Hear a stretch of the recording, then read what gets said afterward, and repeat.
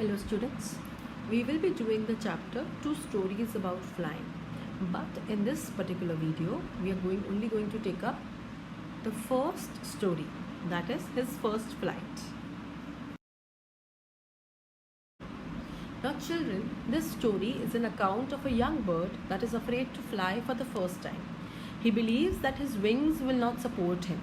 Despite his younger siblings flying fearlessly with much shorter wings, he could not gather the courage to do the same, and he was punished by being hungry.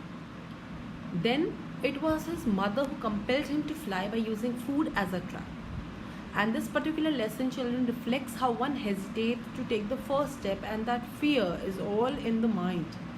One should be able to trust one's abilities because the fear of suffering is worse than the suffering itself. The young seagull was alone on his ledge. His two brothers and sisters had already flown away the day before. He had been afraid to fly with them. Somehow, when he had taken a little run forward to the brink of the ledge and attempted to flap his wings, he became afraid. The great expanse of sea stretched down beneath, and it was such a long way down, miles down. He felt certain that his wings would never support him, so he bent his head and ran away back to the little hole under the ledge where he slept at night. Now what is happening? This story is about a young seagull. Now seagull is a bird, children, that lives near the sea. It has a short legs, it has long wings, and its white and grey feathers are there. And it was at that stage of life where it had to learn how to fly.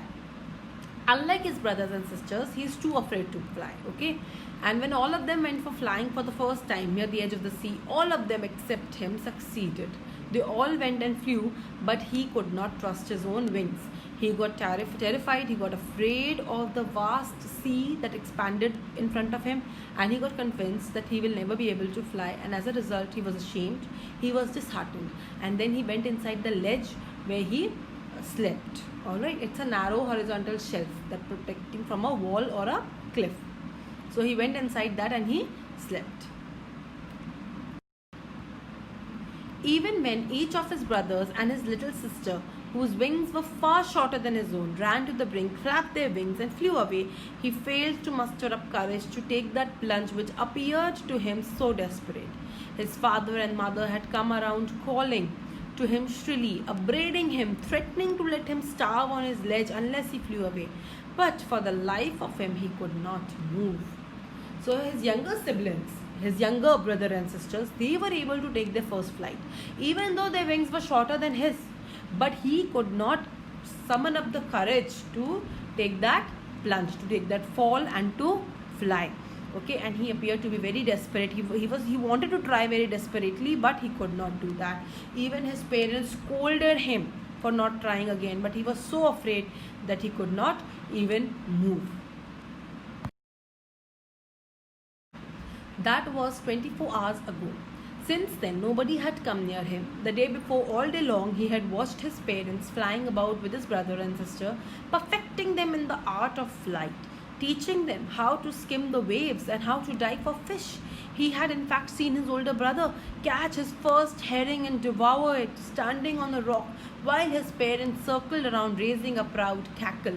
And all the morning, the whole family had walked about at the big plateau midway down the opposite cliff, taunting him with his cowardice. So what was happening? Now he was alone for the whole day. It was 24 hours ago, and his parents, they had left him alone because now they were focusing on the other brothers and sisters, and they were perfecting them only with their art of flying, and they were teaching them how to skim the waves, how to dive for the fish, how to catch your fish. And he saw his older brother that he caught his first fish and he was eating it, he was devouring it means to eat something very quickly and with a lot of intensity. So he saw that his brother had caught his first fish. Herring is a fish. Caught his first fish, and everybody was very happy. They even celebrated.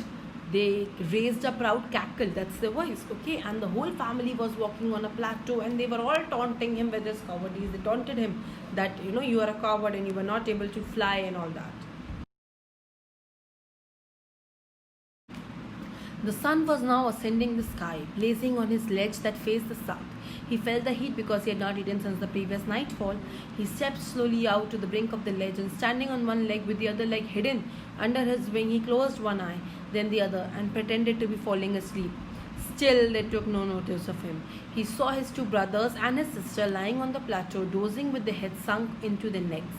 His father was preening the feathers on his white back. Only his mother was looking at him. She was standing on a little high hump on the plateau, her white breast thrust forward. Now and again she tore at a piece of fish that lay at her feet and then scraped each side of a beak on the rock. The sight of the food maddened him. How he loved to tear food that way, scraping his beak now and again to wet it. So now what has happened? The sun has now risen and he was feeling the heat all the more because he was empty stomach, because he had not eaten anything from a long time.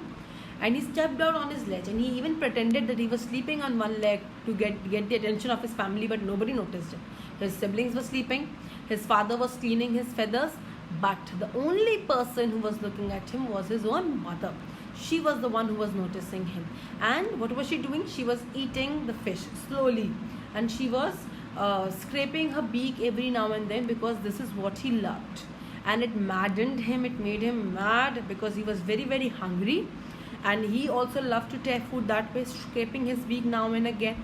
And that is why the mother was doing so as to tempt him, so that he can come out of his fear.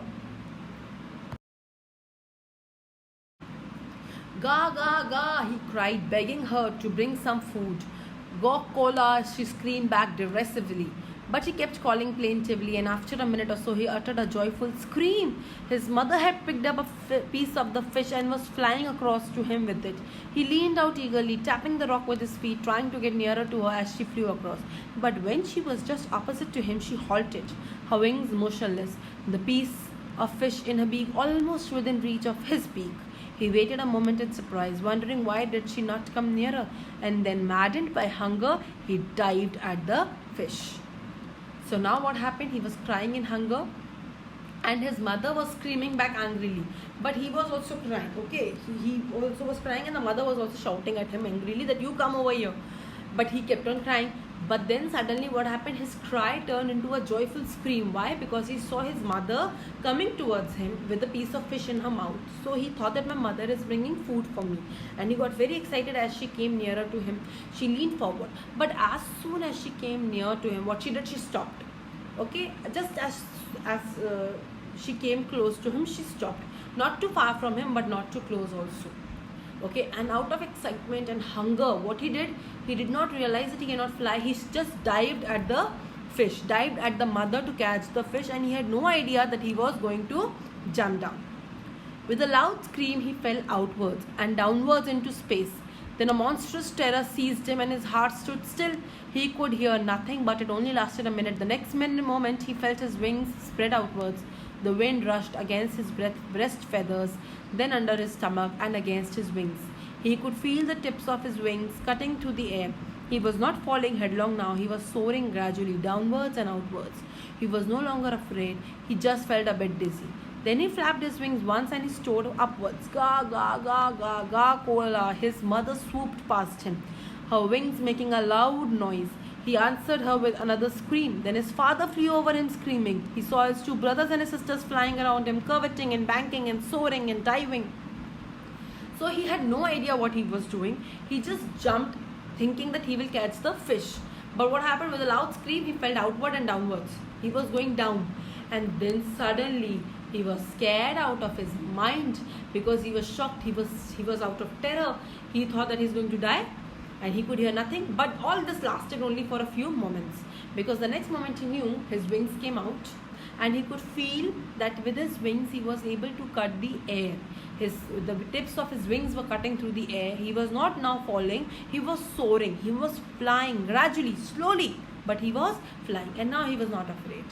And now he flapped his wings once again and he now started to soar upwards. Soar means to fly. He was now flying upwards and he was making noise.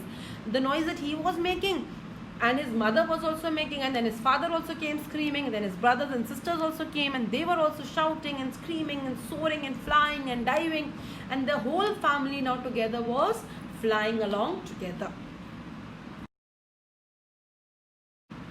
Then he completely forgot that he had not always been able to fly, and commended himself to dive and soar and curve, shrieking shrilly.